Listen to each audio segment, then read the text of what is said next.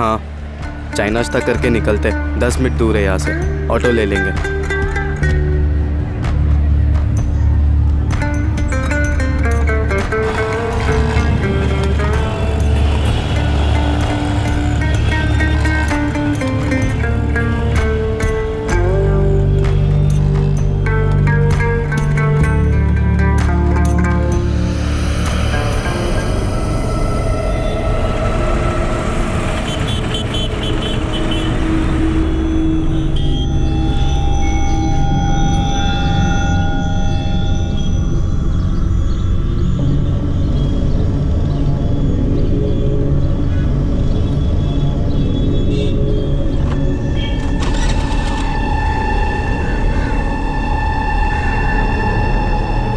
Licence ये sir. Paper दिखा। Sir 4 दिन पहले ही खरीदी है ना सर, तो पेपर से अभी ट्रांसफ़र नहीं हुए। खरीदने की रसीद वसीद तो होगी, वो दिखा। सर ये रसीद है सर, सेकेंड हैंड खरीदी है सर, कैश दे के, वो भी गैरेज से सर, तो यही रसीद है सर। ये रसीद है? हाँ सर, यही रसीद है। पहले ओनर के पेपर की कॉपी तो होगी, वो दिखा। सर पुराने ओनर का कोई पेपर नहीं है सर, यही रसीद है सर, गैरेज से खरीदी है सर। तो लाइसेंस जमा कर लेता हूँ, आराम से ट्रांसफर करा, कोर्ट में पेपर दिखा और लेके जा। सर काम धंधे वाला आदमी हो, कहाँ कोर्ट कचहरी के चक्कर काटता फिरूंगा सर। पेपर तो दिखाने पड़ेंगे, पुराने ओनर के गाड़ी ट्रांसफर करने की एप्लीकेशन, कुछ तो दिखा। सर आपकी मैं गैरेज वाले मोहन से बात करा देता हूँ सर, 4 दिन पहले ही सर गाड़ी खरीदी सर, ये सर फोन पे बात कर लो। साइड में ले ले स्कूटर। सर महज एक स्कूटर के पेपर्स की चेकिंग से इस केस की शुरुआत हुई।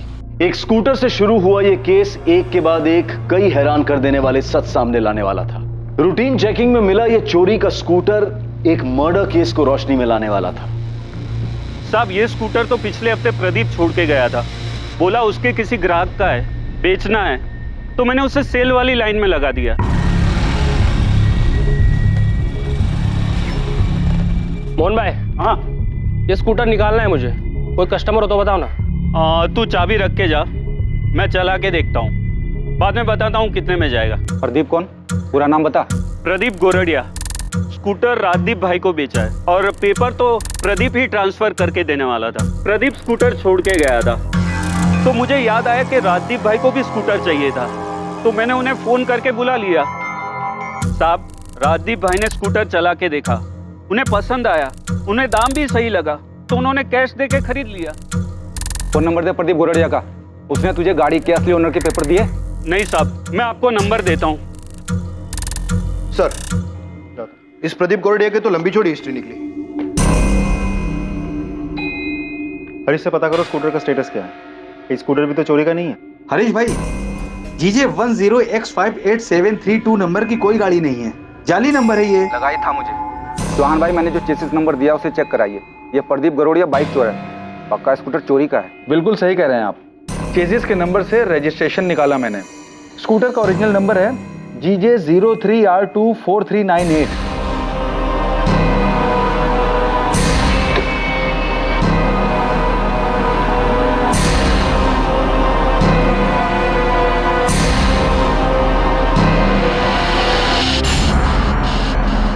आप जो नंबर बता रहे हैं GJ 03R24398, ये स्कूटर किसके नाम पर रजिस्टर है? सोनल पटेल। और हाँ, इसमें ऑनर का एड्रेस भी लिखा हुआ है, वृंदावन कॉलोनी का एड्रेस है।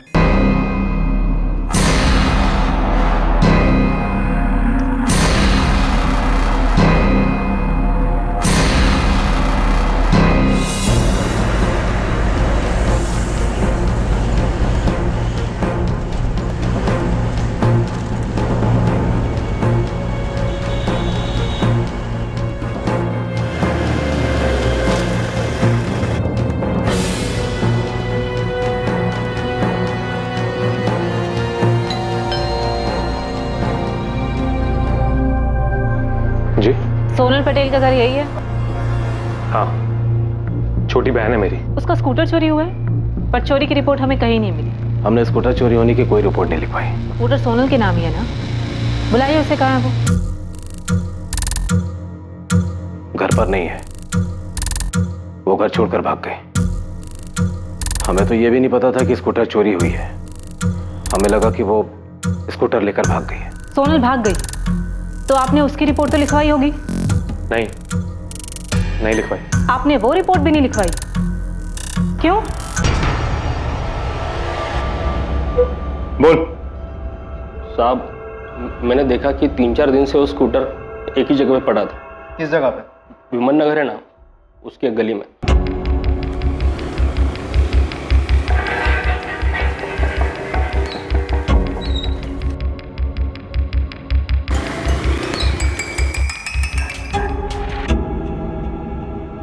साहब 3 दिन बराबर से जाके चेक किया मैंने, स्कूटर वहीं पे खड़ा था। फिर मैं समझ गया कि ये सोसाइटी में किसी का नहीं है। फिर उठा लिया साहब और नंबर प्लेट चेंज करके बेच दिया मैंने। वो स्कूटर सोनल पटेल का है, 20 साल की लड़की है जो घर से भागी है। कहाँ है वो? साहब मैं बाइक चोर हूँ, मानता हूँ कि मैंने स्कूटर बेचा है, लेकिन मैं किसी सोनल पटेल को नहीं जानता हूँ साहब। देवांग जी, आपने सोनल की रिपोर्ट लिखवाई ही नहीं? नहीं। सोनल घर से कब भागी? 17 अक्टूबर को वो कॉलेज के लिए निकली थी, उसके बाद वापस ही नहीं आई। 17 अक्टूबर को गई है और अब तक घर नहीं लौटी, और आप लोगों को उसकी कोई फिक्र नहीं है? 18 की शाम को उसका फोन आया था, कहने लगी कि वापस नहीं आएगी। सोनल बेटा, कहाँ है तू? तुझे पता कितना परेशान है हम यहाँ कि तू। हेलो बेटा, तू कहाँ है? तू ठीक तो है ना? तू बता, मैं आता हूँ तुझे लेने के लिए। पापा, मैं दिल्ली में हूँ और बहुत खुश हूँ। अब मैं वापस घर नहीं आऊंगी। क्या बेटा, तू ऐसा कैसे कर सकती है? इतनी सेल्फिश कैसे हो सकती है?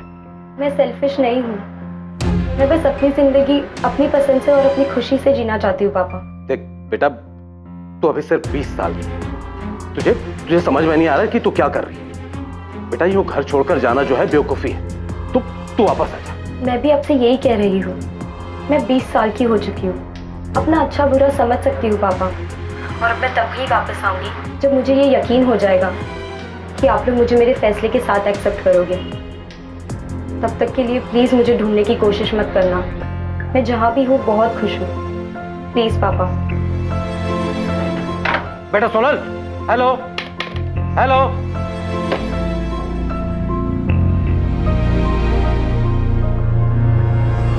वो अपनी मर्जी से घर से भागी थी, वो खुश थे, तो क्या करते हैं? जबरदस्ती अपनी बेटी को घर वापस लेकर आते हैं, जबकि ये फैसला उसका खुद का था घर से भागने का। वो अपने मन की करके खुश है, और हम यहाँ सुरेश भाई और उनके परिवार वालों के सामने सर झुकाए बस माफी मांग रहे हैं। वे पिछले महीने 12 सितंबर को उसकी सगाई हुई थी अजय के साथ।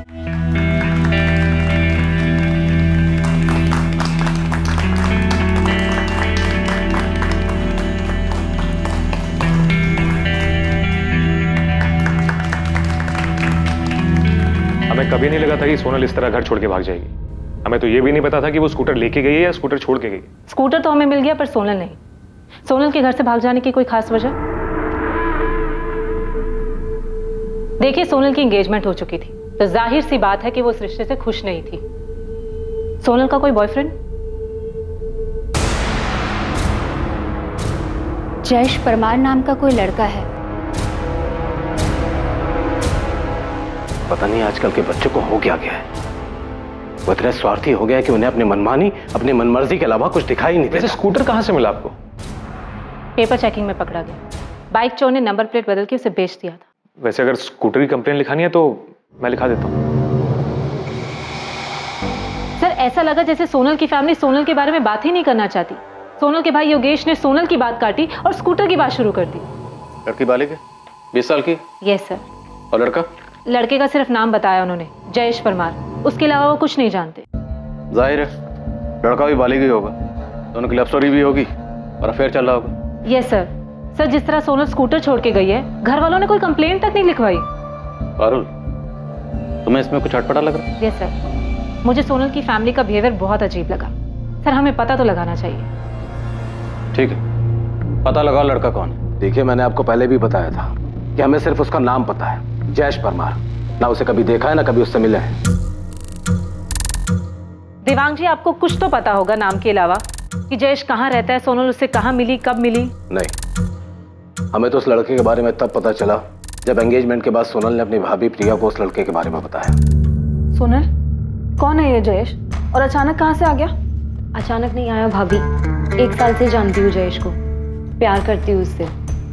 भाभी, मैं अजय से नहीं, जयेश से शादी करना चाहती हूँ। सोनल, तुझे पता है ना तेरी सगाई हो चुकी है? और अगर ऐसा कुछ था तो तूने सगाई से पहले क्यों नहीं बताया? भाभी प्लीज, मैं किसी ऐसे इंसान से शादी नहीं करना चाहती जिसके साथ मैं कभी खुश नहीं रह पाऊंगी। भाभी प्लीज, आप ही मेरी मदद कर सकती हो। सोनल, मुझे नहीं जानना ये जयेश परमार है कौन। दिमाग ठीक है तेरा? सगाई हो चुकी है तेरी और दिसंबर में शादी की डेट फिक्स हो गई है। बेटा, अजय हमारी बिरादरी का, हमारी बराबरी का है। तुझे क्यों लगता है तू वहां खुश नहीं रहेगी? बेटा, राजकोट में 2 बंगले हैं उनके, मुंबई में भी घर है, खूब पैसा है उनके पास। बहुत खुश रहेगी तू वहां बेटा। माँ, पापा एक बार सोनल की बात सुन क्यों नहीं लेते? रिया, मुझे कुछ नहीं सुनना। रिया, तुम्हें इसे समझाना चाहिए, उल्टा तुम होगी इसे बढ़ावा दे रही हो। भैया, पापा, अभी सगाई हुई है, शादी तो नहीं हुई है ना। आप प्लीज एक बार जयेश से मिल तो लो। मुझे किसी से नहीं मिलना। मैंने बहुत सोच समझकर अजय के साथ तुम्हारा रिश्ता तय किया है।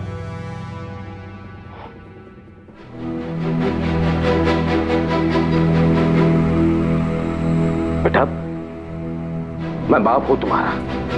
अरे तुम्हारा बुरा नहीं चाहूंगा। जयेश वैस जो भी है ना, सब भूल जाओ और इतना याद रखो कि अजय तुम्हारा होने वाला पति है। देख बेटा, राजकोट में हमारी और अजय के पापा की इज्जत है, नाम है। अरे क्या कुछ नहीं सोचा तेरी शादी के लिए? अरे तेरे धूमधाम से शादी करेंगे कि पूरा शहर देखता रह जाएगा? तो फालतू की बातें सोचना बंद कर और शादी की तैयारी कर। संभालो इसे।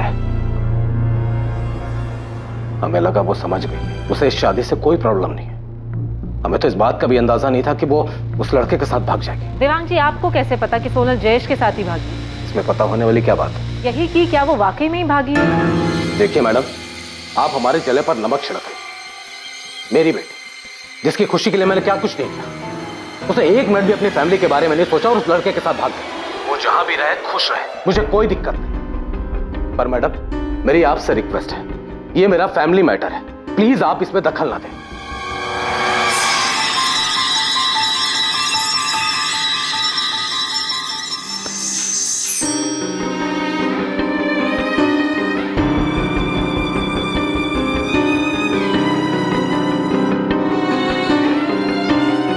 शरद, अभी मत जा।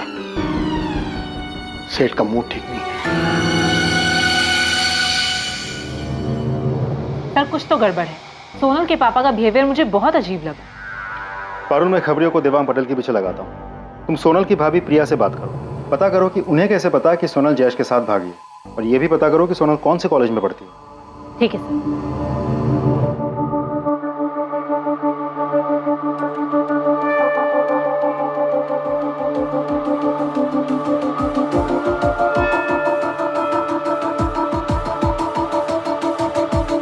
प्रिया, assistant sub inspector Parul Sanghvi, मुझे सोनल के बारे में तुमसे कुछ बात करनी है। हाँ मैम, सोनल जयेश के साथ ही भागी है। प्रिया, तुम्हारी पूरी फैमिली को कैसे पता कि सोनल जयेश के साथ ही भागी है, जबकि तुम्हारी फैमिली ये नहीं जानती कि जयेश कौन है, कहाँ से है? योगेश ने सोनल की कॉलेज के दोस्तों से बात की थी, शिल्पा और नताशा। तुम्हें सच में जयेश के बारे में कुछ नहीं पता? तुम्हारे पति या ससुर ने सोनल के साथ कुछ किया? नहीं मैम, मुझे नहीं पता। सोनल कौन से कॉलेज में पढ़ती है?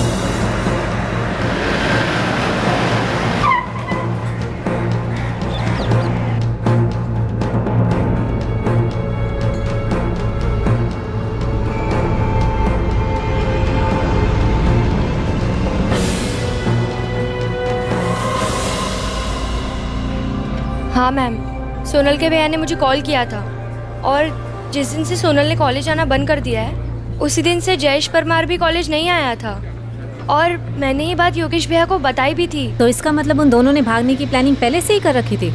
वो तो पता नहीं मैम, लेकिन सोनल ने तो हमें ऐसा कुछ बताया नहीं था। ये जयेश कहाँ पे रहता है? मैम, ऐसे तो वो हॉस्टल में रहता है, लेकिन ओरिजिनली वो मोरबी से है। ये क्या बदतमीजी है? कौन हो तुम? शमशेर, पुलिस का आदमी, तुमसे बात करनी है। भाई, मैं देवांग सेठ के ऑफिस में सिर्फ असिस्टेंट अकाउंटेंट हूँ। उनके घर में क्या चल रहा है क्या नहीं, मुझे कुछ नहीं पता। घर के लोग तो ऑफिस में आते ही होंगे और आते जाते तुमने देखा ही होगा। देखो महेश भाई, अगर तुम्हें पता है और पुलिस को बाद में पता चला कि तुमने बताया नहीं, ये तुम पे ही भारी पड़ने वाला है। अरे पर मैं सोनल के बारे में कुछ नहीं जानता। हाँ इतना बता सकता हूँ कि जिस दिन वो गायब हुई थी उस दिन ऑफिस में बहुत बड़ा हंगामा हुआ था। कैसा हंगामा? पैसों को लेकर। मतलब? उस दिन सेठ जी के कैबिन से 10 लाख रुपए गायब हुए थे। भिखा भाई, वो 10 लाख किधर है? आपके केबिन में, ड्रॉर में, किधर रखे दिखाओ।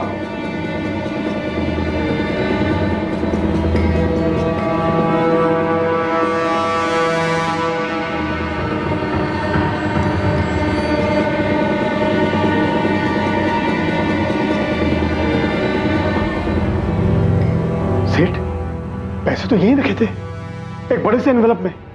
मैंने खुद अपने हाथों से रखे थे। रखे थे तो दो ना। पैसे तो यहीं थे, लेकिन अभी वो है ही नहीं। तो गए कहां पैसे? पैसों के पैर लग गए, ये 10 लाख हवा हो गए। मैंने पैसे खुद यहां रखे थे, मैं सच कह रहा हूं। सेठ आपके ड्रॉर में मेरा कोई काम ही नहीं है, मैं क्यों खोलूंगा उसे? सेठ जी इतना पैसा तो हर तीसरे दिन आता है, हम तो कभी हाथ भी नहीं लगाते। पैसे तो भीखा भाई के पास ही रहते। हाँ सेठ, पैसे मेरे पास ही थे और मैंने उसे ड्रॉर में रखे थे। 10 बार सुन चुका हूं मैं ये, यही रखे थे, यही रखे थे। अगर थे तो गए कहां?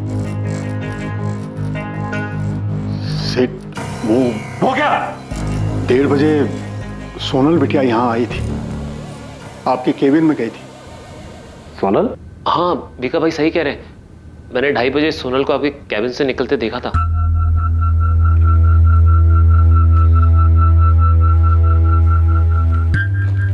सोनल यहाँ क्यों आई थी?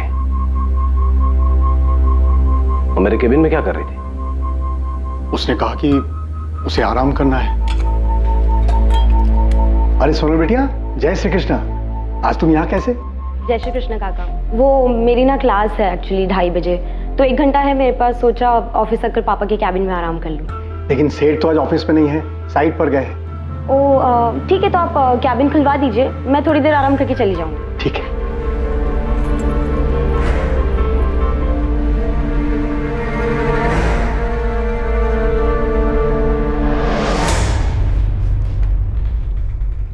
उसके लिए मैंने केबिन खोल दिया और फिर अपने काम में लग गया। वो कब चली गई मुझे पता ही नहीं।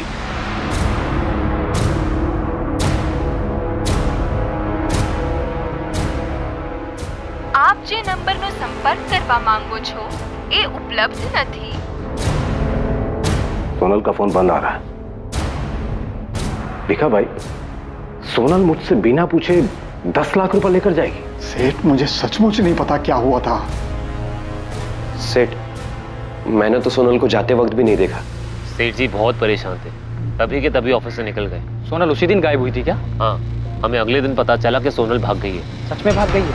हाँ, हमें तो यही पता है किसी जयेश परमार नाम के लड़के के साथ भागी है। ये जयेश परमार की लीव एप्लीकेशन, 15 अक्टूबर से वो छुट्टी पे। लेकिन इस एप्लीकेशन में लिखा है कि जयेश ने अपने कजन की शादी के लिए छुट्टी ली थी। हमें भी यही बताया था उसने। Jayesh Parmar 3rd year commerce और Sonal Patel 2nd year commerce की स्टूडेंट है। अभी जब आपने बताया तो हमें पता चला कि वो दोनों भाग गए हैं। सोनल पटेल के क्लासमेट नताशा और शिल्पा ने भी हमें कुछ नहीं बताया। सर, मुझे जयेश परमार के मौलवी वाले घर का एड्रेस मिल सकता है? अब ये मामला थोड़ा सीरियस लग रहा है। सीरियस तो है साहब। सर, स्कूटर की चोरी की कार्रवाई तो चल ही रही है, लेकिन मुझे लगता है हमें सोनल और जयेश के गायब होने की जांच भी करनी चाहिए। साहब, ये मामला बहुत अजीब है। उधर लड़की गायब है, लेकिन उसकी फैमिली में से किसी ने भी मिसिंग कंप्लेन नहीं की, और लड़के की फैमिली में क्या हो रहा है ये भी किसी को नहीं मालूम। हाँ बारूद, कॉलेज से कुछ पता चला? सर, जयेश ने 15 अक्टूबर से 15 दिन की छुट्टी की एप्लीकेशन दी थी अपने किसी कजन की शादी में जाने के लिए, लेकिन सर उसका ऐसा कोई कजन है ही नहीं, और जयेश के माँ बाप को तो ये आइडिया भी नहीं है कि उनका बेटा जयेश हॉस्टल में नहीं है। मतलब कॉलेज वालों को ये लगता है कि वो छुट्टी पे घर गया है और घर वालों को लगता है कि वो हॉस्टल में है। जी सर। सर, मैं जयेश के माँ बाप से मिलने मॉर्बी जा रही हूँ। सर, पक्का यहाँ कुछ तो बहुत बड़ी गड़बड़ है।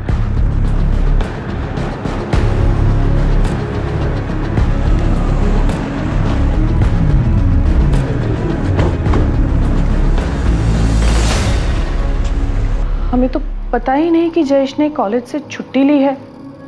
और कौन सा कजिन? वो 17 अक्टूबर से गायब है और आज 30 तारीख है। आपने एक बार भी अपने बेटे को फोन नहीं किया? नहीं, क्योंकि हमेशा वही फोन करता है, और इस बार जब उसने फोन नहीं किया तो हमें लगा कि वो शायद पढ़ाई में बिजी होगा। मेरा बेटा जयेश हॉस्टल में नहीं है तो कहाँ है? उसका तो फोन भी बंद आ रहा है। इतने दिन में आपने अपने बेटे को एक बार भी फोन नहीं किया? आज जब हमने आकर आपसे पूछा तो आपको पता लगा। हमें राजकोट में एक स्कूटर मिला है जो सोनल पटेल के नाम पे है। जब हम उसके घर गए तो हमें पता लगा कि सोनल पटेल घर से भागी है और वो आपके बेटे जयेश के साथ भागी है। जयेश ऐसे कैसे कर सकता है? उसे मैंने बहुत समझाया था जब सोनल के बारे में उसने मुझे बताया था।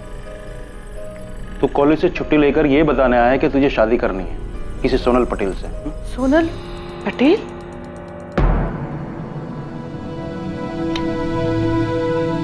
मुझे पता है ना तू क्या है।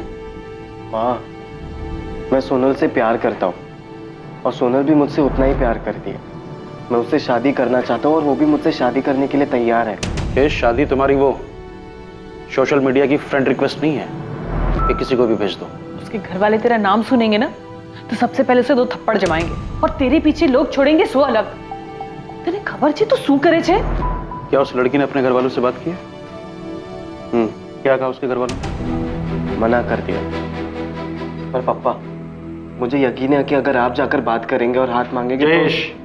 बेटा तुम फालतू के चक्करों में मत पड़। तुझे अपनी पढ़ाई पूरी करनी है, सीए बनना है बेटा। लेकिन पापा, मेरे पास इतना टाइम नहीं है। तब तक सोनल की शादी भी हो जाएगी और मुझे सिर्फ और सिर्फ सोनल से ही शादी करनी है और किसी से भी नहीं। उसके घर वालों ने उसकी सगाई करा दी है। सगाई हो चुकी है उसकी और तू बोल रहा है कि तुझे उससे शादी करनी है? ये क्या बचपना है जयेश? अपनी जगह देख।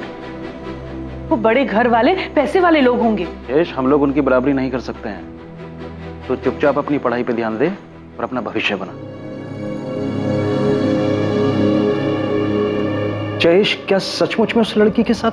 हमें ऐसा सोनल के परिवार वालों ने बताया। किसी वो मना करने के बाद भी उस लड़की के साथ भाग सकता है?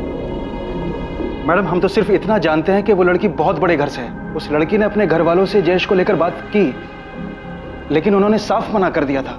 मूर्ख है वो।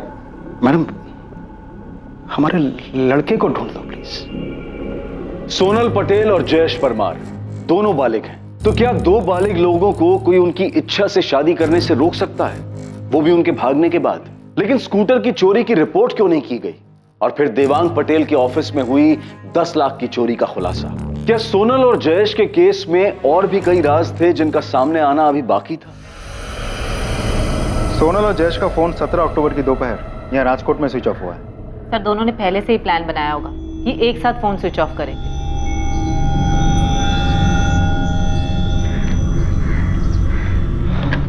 सोनल, हमें फोन भी फेंकना होगा।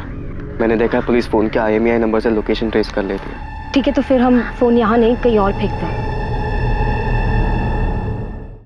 Parul, yes sir. You are right. Sonal और जयेश दोनों का फोन एक साथ एक ही लोकेशन पे स्विच ऑफ हुआ है। और सर, दोनों भागकर दिल्ली तो बिल्कुल नहीं गए। मैं दिल्ली में हूँ और बहुत खुश हूँ। सर, देवांग पटेल के फोन रिकॉर्ड में 18 अक्टूबर की शाम को जो कॉल आया था वो कॉल सोनल ने दिल्ली से नहीं बल्कि सूरत के एक PCO से किया था।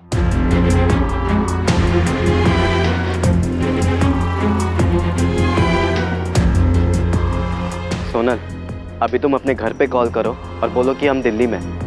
ठीक है सर, उन्होंने जानबूझकर झूठ बोला होगा। उन्हें लगा होगा कि सोनल की पापा उनका पता लगा ले। लेकिन उसके पापा ने तो पता लगाया ही नहीं। सर, वो लोग पुलिस स्टेशन नहीं आए, इसका मतलब ये नहीं ना कि उन्होंने पता नहीं लगाया होगा। पता लगाने के और भी तो कई तरीके हो सकते हैं। देवांग पटेल के कॉल रिकॉर्ड्स कुछ मिला? नहीं सर, कुछ खास। सर, जयेश के फोन रिकॉर्ड से एक नंबर मिला। उससे लगभग हर रोज बात होती थी उसकी। मैंने नंबर ट्राई किया, रिंग जा रही है लेकिन कोई उठा नहीं रहा। मैंने मैसेज छोड़ा इसे। एक बात बताओ, हम इस केस में सिर्फ इसलिए क्राइम ढूंढ रहे हैं क्योंकि एक स्कूटर लवारिस पड़ा हुआ मिला। सर, जयेश के माँ बाप ने मोरबी में जयेश की मिसिंग कंप्लेंट दर्ज करवा दी। पारुल, तुम्हें शुरू से इस केस में गड़बड़ लग रही है ना? यस सर, अब तो मुझे और भी यकीन हो गया कि कुछ तो गड़बड़ है। सर, लड़की की फैमिली लड़के के अगेंस्ट थी। लड़की की सगाई होती है, उसके बाद वो घर से भाग जाती है और उस लड़के के साथ जो किसी भी मायने में उसकी बराबरी का नहीं है। सर, अगर क्राइम नहीं भी हुआ है तो भी हमें पता तो करवाना ही चाहिए कि सोनल और जयेश सेफ हैं या नहीं।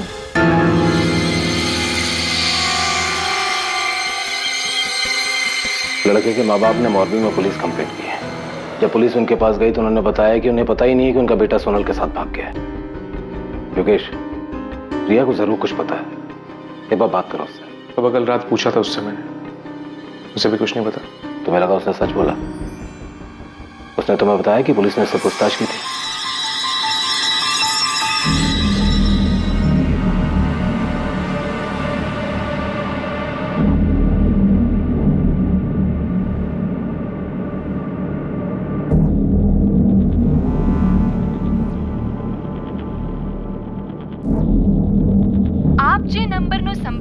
કરવા માંગો છો એ ઉપલબ્ધ નથી।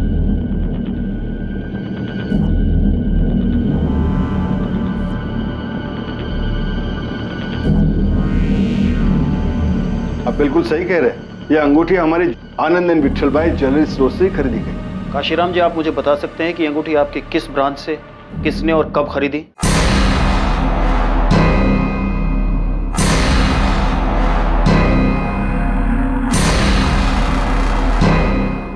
ये आप हमसे किस तरह के उल्टे सीधे सवाल पूछ रहे हैं? हमने जयेश के साथ शादी करने से मना किया तो बिना बताए घर से भाग गई। सोनल 20 साल की बालिग है, हम क्या करते? ये लाइन बोलकर लोग अक्सर पुलिस पे इल्जाम लगाते हैं कि पुलिस कह रही है कि लड़की बालिग है इसलिए हमने कार्रवाई नहीं की, लेकिन यहाँ तो मामला उल्टा। आप खुद ही कह रहे हैं कि आपकी बेटी बालिग है इसलिए आपने कुछ नहीं किया। मैंने बताया ना आपको कि सोनल ने हमें फोन करके कहा कि हमारी जिंदगी में दखल ना दे। सर वो बोल रही है कि वो दिल्ली में, आप लोग बोल रहे हैं कि कॉल रिकॉर्ड से पता चला कि उसने फोन सूरत से किया। हम लोग नॉर्मल लोग हैं सर, हमें कैसे पता चलेगा वो सच बोल रही है झूठ? आप लोग कभी इसकी फिक्र नहीं होती? आपकी बहन आपकी बेटी कहाँ है, कैसी है, ठीक ही होगी। 10 लाख लेकर भागी है। वैसे ये बात तो आपको ही पता चली, और ये बात आप लोगों ने हमें नहीं बताई। जो भी है, बेटी मेरी, पैसा मेरा, फैसला उसका। वो फैसला जिसमें मेरा कोई योगदान नहीं, ना अच्छा ना बुरा। ऐसा मैं समझ सकता हूँ क्या पूछना क्या चाहते हैं। अगर आप उसे ढूंढ लाते हैं ना तो ले आइए, मुझे कोई दिक्कत नहीं। वैसे भी उसने जयेश परमार के साथ शादी कर ली, अजय के साथ तो उसका रिश्ता हो नहीं सकता, पर इसके बाद भी मैं उसे आशीर्वाद ही दूंगा। हमारे पास जयेश परमार की मिसिंग कंप्लेंट आई और आपकी बेटी जयेश परमार के साथ भागी। तो देवांग पटेल और योगेश, मैं आप लोगों से सीधा सीधा सवाल पूछता हूँ, सोनल और जयेश जहां भी हैं सुरक्षित सेफ? ये हमें कैसे पता होगा? मैंने बताया ना कि सोनल ने फोन करके कहा कि वो जयेश परमार के साथ शादी कर रही है, हम उसकी जिंदगी में दखल ना दे, बस। जिस दिन सोनल घर से भागी थी उसी दिन उसकी मिसिंग कंप्लेंट लिखवा देनी चाहिए थी। शरद, तुझे अगर कुछ भी पता है तो बता दे। क्या बता दूं मैं? और आप ऐसा क्यों पूछ रहे भिका भाई? क्योंकि तेरा चेहरा कुछ और ही बता रहा है। एक बात याद रखो, सेठ ने हमारे लिए बहुत कुछ किया है। तो आप कहना क्या चाहते हैं? यही कि मैं देख रहा हूँ कुछ दिनों से तू बड़ा परेशान सा है। 10 लाख की चोरी के बाद पुलिस को किसने बताई? जिसने भी बताया हो, मैंने नहीं बताया। मैंने भी नहीं बताया भिका भाई। तुम दोनों ने नहीं बताया, और मैं तब तक नहीं बताऊंगा जब तक सेठ नहीं कहते। तो फिर ये बात उन्हें पता कैसे चली? किसने बताया?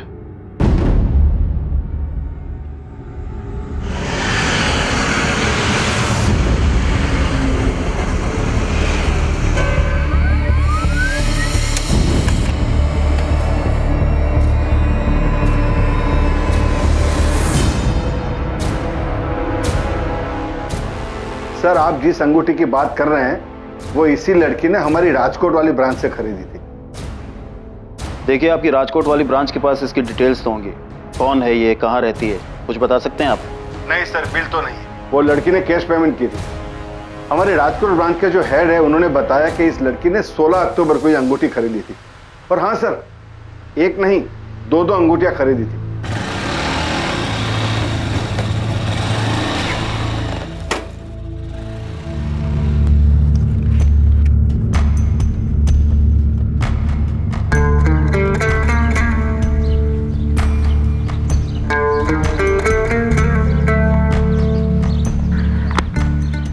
ये देखो, ये रिंग मैं तुम्हें पहनाऊंगी और ये वाली तुम मुझे। फिर हमारी सगाई हो जाएगी। सोनल, इसकी जरूरत नहीं थी। मेरा मतलब है अभी हमें सेटल होना है तो हमें पैसों की जरूरत है, और वो भी बहुत सारे पैसों की। तुम पैसों की टेंशन मत लो, पैसों का इंतजाम हो गया है। कल सुबह हमारे पास ढेर सारे पैसे होंगे। कैसे? मतलब कहाँ से आएंगे? छत पर फाड़ के। भगवान भी चाहता है कि हम साथ में रहें, इसीलिए उन्होंने आज सुबह ही इशारा दे दिया है कि पैसे कहाँ से आएंगे।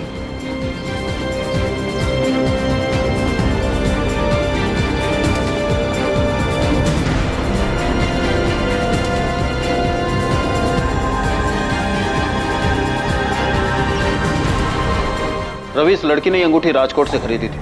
फौरन अपनी एक टीम लगाओ और पता करो कि ये लड़की कौन हो सकती है। जी सर।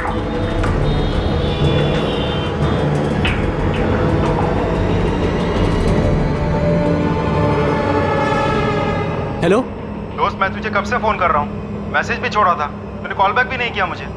पहले ये बता तू कौन है? राजकोट से सब इंस्पेक्टर रुपेश भगत बोल रहा हूँ। हाँ जी बताइए, क्यों फ़ोन कर रहे थे? जयेश परमार को जानता है ना तू? तेरी तो फ़ोन पे अच्छी खासी बातचीत हुई थी उससे।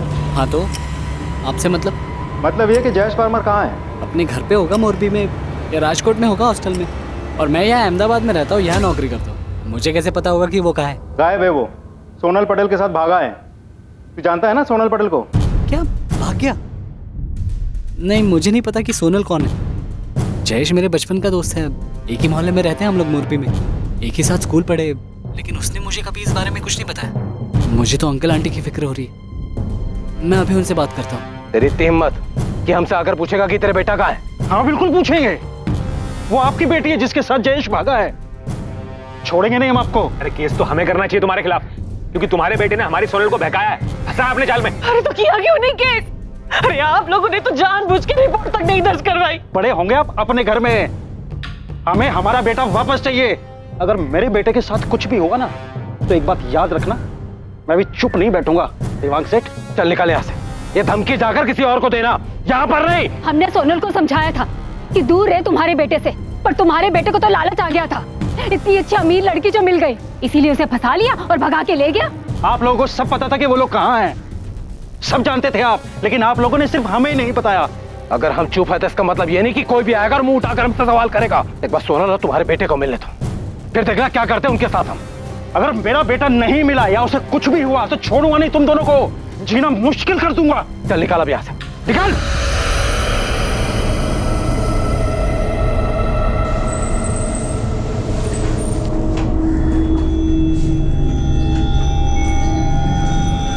साहब, गांधीनगर क्राइम ब्रांच भी सोनल पटेल को ढूंढ रही है, ये फोटो भेजा उन्होंने। क्यों? वो क्यों ढूंढ रहे हैं? मैडम 2 दिन पहले 3 नवंबर को गांधीनगर के पास जो मैसाना रोड पे जंगल है, वहाँ 2 डेड बॉडी मिली।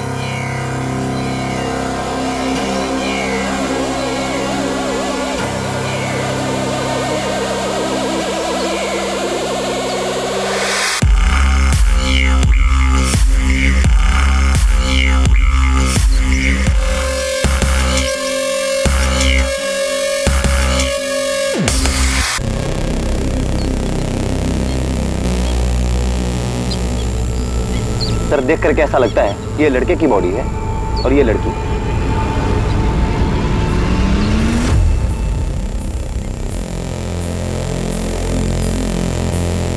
बोलो, आज तुम्हारे पास दोनों बॉडीज हैं? हाँ रघुवंशी, दोनों बॉडीज हैं। हम तो कल इनका अंतिम संस्कार करने वाले थे, वो तो लड़की की पहचान हो गई इसलिए रुक गए। लड़की का तो पता चल गया है कि वो सोनल पटेल है, मगर लड़के का अभी कुछ अता पता नहीं है। लड़का जयेश परमार होगा। 17 अक्टूबर को दोनों राजकोट से अपने अपने घर से भागे थे।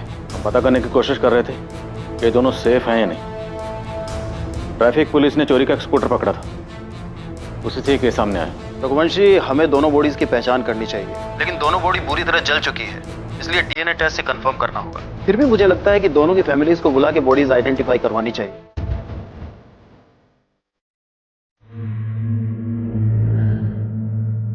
हम बॉडी तो दिखा सकते हैं, और ये बुरी तरह जली हुई। मैं देखना चाहती हूँ।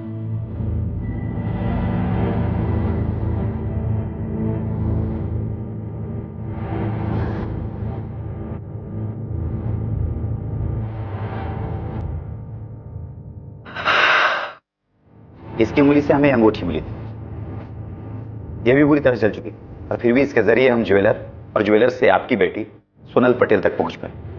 क्या किसी को भी नहीं पता था कि सोनल और जयेश कहाँ पर है?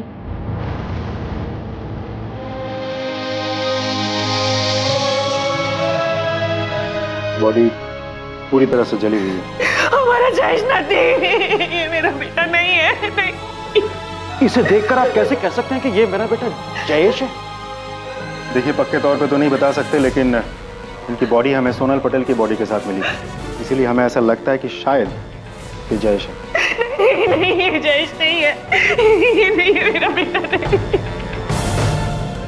अगर ये जयेश है भी तो भी इसका ये हल किसने किया?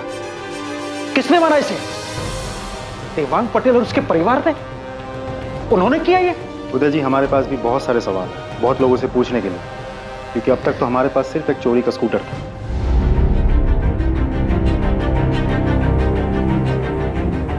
17 अक्टूबर को सोनल पटेल और जयेश परमार अपनी एक अलग दुनिया बसाने का सपना लेकर राजकोट से निकलते हैं। पर 3 नवंबर को घर से भागने के लगभग 2 हफ्ते बाद गांधीनगर के पास सोनल पटेल और जयेश परमार की जली हुई लाशें मिलती हैं। उस वक्त दिवाली का त्योहार था और हर तरफ जश्न का माहौल था और 2 परिवार अपने बच्चों की भयानक मौत के शोक में डूबे हुए थे।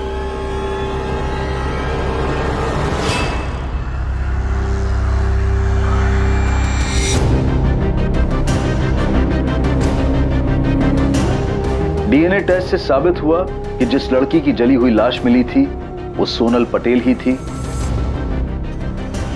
और वो लड़का जयेश परमार था।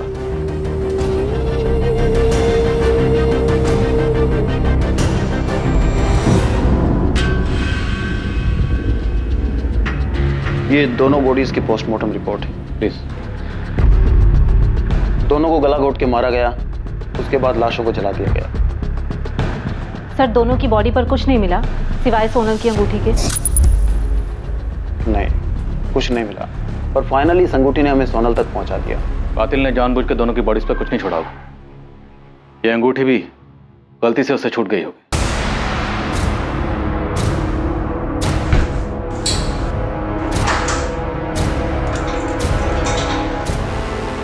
सर, ये तो पक्का है कि सोनल और जयेश सूरत में थे, लेकिन फिर भी इन दोनों की डेड बॉडी हमें गांधीनगर में कैसे मिली? मतलब कोई तो है जो जानता था कि ये दोनों कहाँ थे। सोनल ने अपने पिता के केबिन से 10 लाख रुपए चुराए थे। 10 लाख, अच्छी खासी रकम थी उनके पास। वो दोनों कहाँ जाने वाले थे? गांधीनगर तो नहीं थे, क्योंकि इन दोनों की तलाश में गांधीनगर का चप्पा चप्पा छान मारा था। और अहमदाबाद, वहाँ पता किया था आप लोगों ने? नहीं, क्योंकि अंगूठी के जरिए हमें पता चल चुका था कि लड़की राजकोट से है। सर, क्या ये उनकी प्लानिंग का हिस्सा होगा कि सूरत से कॉल करेंगे और उसके बाद किसी और शहर चले जाएंगे, शायद अहमदाबाद? सोनल के बाप और भाई के अलावा कोई नहीं हो सकता। उन्होंने ही मारा है मेरे बेटे को। काका, जयेश ने आपको कुछ बताया था कि वो और सोनल कहाँ जा रहे हैं, कहाँ छुपे हैं? बेटा, अगर हमें पता होता कि वो भागने की सोच रहा है तो क्या मुझे रोकते नहीं? पता नहीं जयेश ने ऐसा क्यों किया। मैंने उसे समझाया था कि वो बड़े लोग हैं, बड़े घर वाले हैं, और जो वो मना कर चुके थे तो पता नहीं फिर भी उसने ऐसा क्यों किया।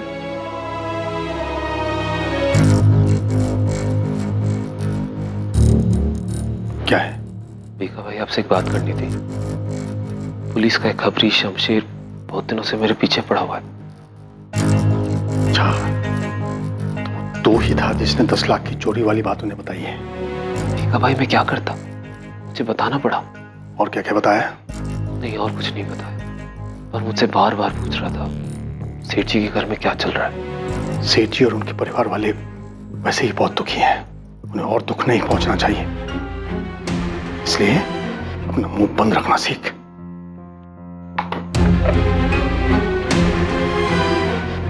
पापा, पापा, शरद का फोन स्विच ऑफ आ रहा है। मैंने इससे कहा था कि क्रियाक्रम के बाद में, पर वो गायब है। कहीं कुछ गड़बड़ ना कर दे। मैं आपको अपना नाम नहीं बता सकती, लेकिन मैं सोनल और जयेश के बारे में कुछ जरूर बता सकती हूँ। क्यों? तुम नताशा पुरोहित हो या शिल्पा अजमेरा? क्यों अपनी पहचान छुपाने की कोशिश कर रही हो? देखिए, मैंने आपको शुरू में ही बता दिया था कि मैं आपको अपना नाम नहीं बता सकती। मैं सोनल और जयेश के बारे में कुछ बताना चाहती हूँ। ठीक है, बताओ क्या बताना चाहती हो? मैं सोनल और जयेश के बारे में कुछ बताना चाहती हूँ। ठीक है, बताओ क्या बताना चाहती हो? एक आदमी है जो कि घर से भागे लड़के लड़कियों की मदद करता है, उनको रहने के लिए जगह देता है और उनकी फैमिलीज और किसी भी तरह के खतरे से उनको बचाता है। सोनल और जयेश उसी आदमी के पास गए थे। हाय सब, मैं जयेश परमार। मैं सोनल पटेल। जयेश, सोनल, अब तुम दोनों को डरने की कोई जरूरत नहीं। यहाँ पर तुम पूरी तरह से सेफ हो। मैं तुम दोनों को विश्वास दिलाता हूँ कि यहाँ तुम्हें किसी बात का कोई खतरा नहीं। पहेलियों में बातें मत करो, साफ साफ बोलो कि क्या बोलना है। मेरे लिए तुम्हारे बारे में इंफॉर्मेशन निकालना कोई मुश्किल काम नहीं है, और अगर मुझे ऐसा करना पड़ा तो तुम जरूर मुश्किल में आ जाओ। मैं आपकी मदद कर रही हूँ और आप मुझे ही धमकी दे रही हैं। अगर मैंने सोनल और जयेश की फोटो अखबार में ना देखी होती तो मैं आपको कभी फोन नहीं करती।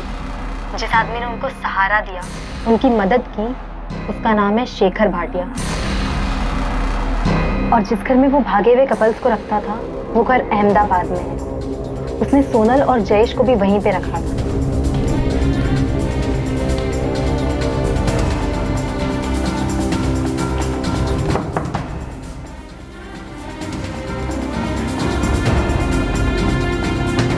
सोनल, जयेश, आओ आओ। ये तुम लोगों का बेड है और ये कबर्ड। जब तक तुम्हारा दिल चाहे तब तक यहाँ रह सकते। और हाँ, चिंता करने की कोई जरूरत नहीं, इस जगह पे तुम दोनों बिल्कुल सेफ।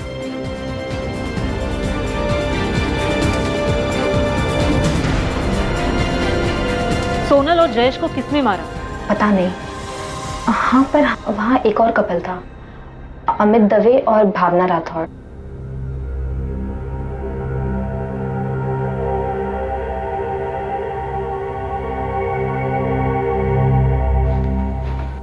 भावना, मैं नीचे होकर आता हूं। ठीक है।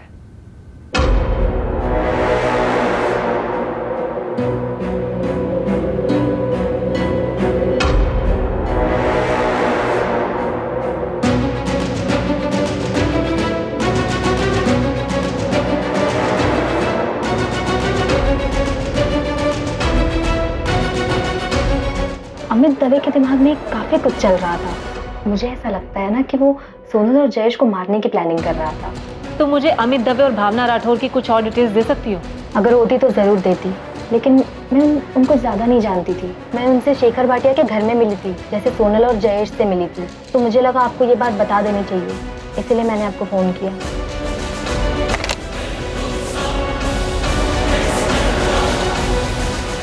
घर से भागा हुआ एक और जोड़ा अमित और भावना जयेश और सोनल का मर्डर करेंगे। मकसद? सर, मकसद पता नहीं, लेकिन हमें अहमदाबाद के शेखर भाटिया का पता लगाना चाहिए। शायद वहां से हमें कोई क्लू मिल जाए। सर, देवांग पटेल के ऑफिस का एक एम्प्लॉई है, शरद राजपूत।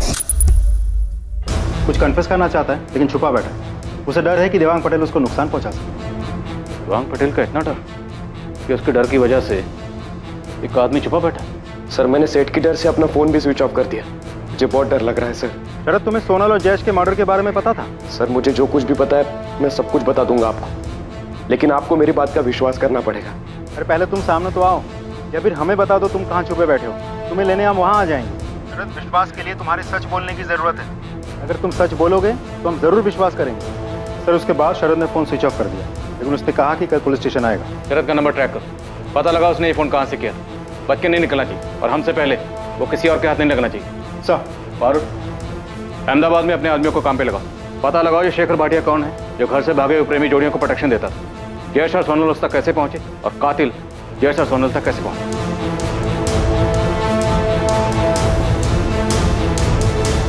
पर नताशा, तूने मुझे ये सब बात पहले क्यों नहीं बताई? मुझे थोड़ी पता था उनका इस तरह से मर्डर हो जाएगा। नहीं पता था यार मुझे। एक प्रेम कहानी जिसने एक दुखद और विकृत मोड़ लिया। प्रेम कहानी जिसका अंत हुआ प्रेमी और प्रेमिका की मौत पर। उन्हें किसने मारा और क्यों? पुलिस के लिए सच और मुजरिम दोनों की खोज बहुत मुश्किल साबित होने वाली थी, क्योंकि इस प्रेम कहानी के साथ कई और कहानियां और पात्र जुड़े हुए थे। पुलिस ने यह गुत्थी कैसे सुलझाई, मुजरिम तक कैसे पहुंची, ये सब हम देखेंगे कल रात 11 बजे इस केस के दूसरे और आखिरी भाग में। जय हिंद।